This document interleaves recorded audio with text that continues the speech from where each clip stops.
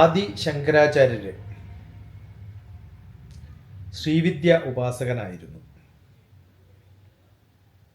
ഇവർ തമ്മിലുള്ള ബന്ധം ഭാരതീയ ആത്മീയ ചരിത്രത്തിൽ വളരെ ആഴമുള്ളതും രസകരവുമായ ഒരു വിഷയമാണെന്ന് വേണമെങ്കിൽ പറയാം.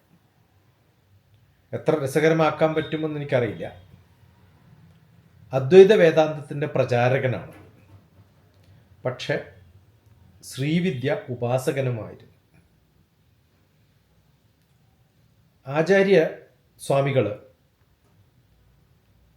ഭാഷ്യകാരൻ, അദ്വൈത വേദാന്തത്തിൻ്റെ അധിപൻ, ആചാര്യൻ, ബ്രഹ്മം മാത്രം സത്യം എന്ന് പറഞ്ഞ് ആ സിദ്ധാന്തത്തിൽ മാത്രം എല്ലാം സൃഷ്ടിയിൽ ചൈതന്യത്തിൻ്റെ പ്രകടനം, അതാണ് ഭഗവാന്റെ മുക്തിഭാവം. ഭക്തിയെയും ഉപാസനയെയും നിരസിച്ചിട്ടില്ല.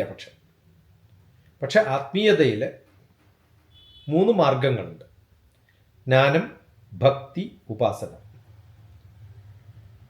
ഇതിൽ ശ്രീവിദ്യ ഉപാസനയാണ്. ജ്ഞാനവും ഭക്തിയും വ്യത്യസ്തമാണ്. പല ശ്രീവിദ്യ ഉപാസകന്മാരും പല വ്യത്യസ്തമായ ആചാര അനുഷ്ഠാനങ്ങൾ പ്രവർത്തിക്കുന്നവരും അനുവർത്തിക്കുന്നവരും ഒക്കെ ആയിട്ട് നമുക്ക് കാണാൻ പറ്റും. പക്ഷേ ശങ്കരാചാര്യർ ശ്രീവിദ്യ ഉപാസകനായി കണക്കാക്കാൻ ശ്രമിക്കുമ്പോൾ പരമ്പരാഗതമായ വിശ്വാസമനുസരിച്ച് അദ്ദേഹം ശ്രീവിദ്യ ദീക്ഷ സ്വീകരിച്ചിട്ടുള്ള ആളാണ്. ലളിത ത്രിപുര സുന്ദരി ദേവിയെ ഉപാസിച്ച ആളാണ്. ശ്രീചക്ര പൂജ ആചരിച്ചിട്ടുള്ള ഭഗവാനാണ്. അതുകൊണ്ട് ശ്രീവിദ്യ സമ്പ്രദായത്തിലെ ആചാര്യനായിട്ട് ശങ്കരാചാര്യൻ നമ്മൾ കാണേണ്ടതാണ്. പ്രധാന തെളിവ് സൗന്ദര്യലഹരി തന്നെയാണ്. ശങ്കരാചാര്യരുമായിട്ട് ബന്ധപ്പെട്ടിട്ടുള്ള ഏറ്റവും പ്രധാന ഗ്രന്ഥം എന്ന് പറയുന്നത് സൗന്ദര്യലഹരിയിൽ 100 ശ്ലോകങ്ങൾ ദേവീ സ്തോത്രങ്ങളാണ്. ഇത് 2 ഭാഗങ്ങളുണ്ട്. ഒന്ന് ആനന്ദലഹരി, 1 മുതൽ 41 വരെയുള്ളത്, തന്ത്രശാസ്ത്രവും ശ്രീചക്രവും ഒക്കെ ഉള്ളടക്കമായിട്ടുള്ളത്. 42 മുതൽ 100 വരെയുള്ളത് സൗന്ദര്യലഹരിയാണ്. ആനന്ദലഹരിയും സൗന്ദര്യലഹരിയും. സൗന്ദര്യലഹരിയിൽ ദേവിയുടെ മഹിമയും സൗന്ദര്യവും ഒക്കെയാണ് വർണ്ണിക്കുന്നത്. ഈ ഭാഗം വിശദീകരിക്കുന്നത് കുണ്ടലിനി ശക്തിയാണ്, ശ്രീചക്ര തത്വമാണ്, ശിവശക്തിയുടെ ഐക്യസ്വരൂപത്തെയാണ്. ഇതെല്ലാം ശ്രീവിദ്യ തന്ത്രത്തിൻ്റെ കേന്ദ്രങ്ങൾ അല്ലെങ്കിൽ ആശയങ്ങൾ കേന്ദ്രബിന്ദുവായി ശ്രീവിദ്യയുടെ തന്ത്രമായിട്ട് നമുക്ക് കാണാൻ പറ്റും. ഇപ്പോൾ ശങ്കരാചാര്യരും ശ്രീചക്രവും തമ്മിലുള്ള ബന്ധം പരമ്പരാഗതമായിട്ട് വിശ്വസിക്കുന്നത് ശങ്കരാചാര്യർ പല ക്ഷേത്രങ്ങളിലും ശ്രീചക്രം മേരു തന്നെ ആവാം ചിലപ്പോൾ സ്ഥാപിച്ചു എന്നാണ്. ഉദാഹരണമായി പറയുന്നത് കാമാഖ്യ ക്ഷേത്രത്തിൽ കമലാക്ഷി അല്ലെങ്കിൽ കാമാക്ഷി അമ്മൻ ക്ഷേത്രം, മൂകാംബിക ക്ഷേത്രം, ഈ ക്ഷേത്രങ്ങളിലൊക്കെ ദേവിയുടെ അടിയിൽ ഡയറ്റി വെച്ചിട്ടുള്ള ബിംബത്തിൻ്റെ അടിയിൽ ശ്രീചക്രം സ്ഥാപിച്ചു എന്നാണ് വിശ്വാസവും പരമ്പരാഗതമായിട്ട് നമ്മൾ പറഞ്ഞു കേട്ട് വന്നിട്ടുള്ളത്. അതിൻ്റെ ഉദ്ദേശം തന്നെ തന്ത്രശക്തിയെ ശുദ്ധവും താത്വികമായ ക്ഷേത്ര ആചാര ഉപാസനകളുടെ ഭാഗമാക്കി ശങ്കരാചാര്യർ മാറ്റി എന്നുള്ളതുകൊണ്ടാണ്.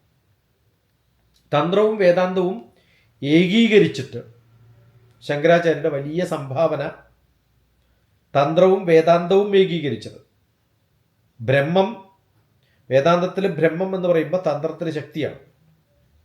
വേദാന്തത്തിൽ ചൈതന്യം എന്ന് പറയുന്നത് തന്ത്രത്തിൽ ഊർജമാണ്.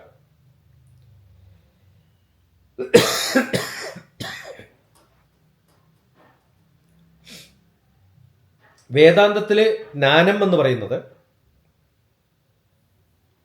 തന്ത്രത്തിൽ മന്ത്ര ഉപാസനകളാണ്.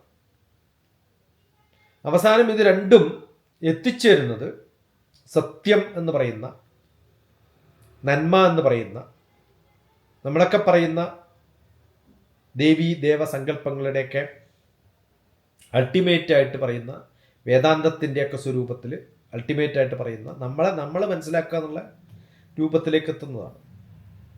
അതാണല്ലോ ശങ്കരാചാര്യരുടെ ബേസിക് ആയിട്ടുള്ള വേദാന്ത തത്വവും.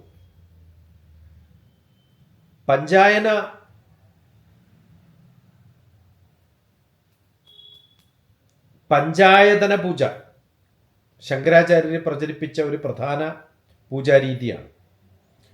പഞ്ചായതന പൂജ എന്ന് പറയുന്നത് 5 ദേവീദേവന്മാരുടെ 5 ദേവതകളെ ഒരുമിച്ച് ആരാധിക്കുന്ന പഞ്ചായതന പൂജ. ശിവൻ, വിഷ്ണു, ദേവി, സൂര്യൻ, ഗണപതി. ഈ സന്ദേശം തന്നെ ഈ എല്ലാ ദേവീദേവന്മാരും ഒരു പരബ്രഹ്മത്തിൻ്റെ പ്രകടനങ്ങളാണ്. ദേവി ഉപാസനയ്ക്ക് പ്രത്യേകമായ സ്ഥാനം കൊടുത്തിട്ടുണ്ടെങ്കിലും പഞ്ചായതന പൂജയ്ക്കും ഭഗവാൻ ഭാഷ്യകാരൻ പ്രാധാന്യം കൊടുത്തിട്ടുണ്ട്. അദ്വൈതവും ശ്രീവിദ്യയും, ബ്രഹ്മം എന്ന് പറയുന്നത് പരമചൈതന്യം, ശ്രീവിദ്യയിൽ ലളിതാ ത്രിപുര സുന്ദരി എന്ന് പറയുന്നത് പരമചൈതന്യത്തിൻ്റെ മൂർത്തിപദ്ഭാവമായിട്ടും, അതിനാൽ രണ്ടും ഒരേ സത്യമാണെന്നും, വേദാന്ത ഭാഷയിലെ ബ്രഹ്മം ശ്രീവിദ്യ ഭാഷയിൽ ദേവിയായിട്ട് ശക്തിയായിട്ട് കാണണമെന്നും ധരിക്കുന്നതിൽ സാമാന്യബോധം ആത്മീയ ബോധത്തിലും ഉതകുന്ന ചിന്തകൾക്ക് പ്രാധാന്യം കൊടുക്കുന്നതാണ്. സൗന്ദര്യലഹരിയുടെ ആദ്യ ശ്ലോകം തന്നെ ശിവശക്തിയായുക്തോ യതി ഭവതി ശക്ത പ്രഭവിതും ന ചേതേവം ദേവോ ന ഖലു കുശല സ്പന്ദിതുമപി. ശക്തിയില്ലാതെ ശിവന് ചലിക്കാൻ പോലും സാധിക്കില്ല.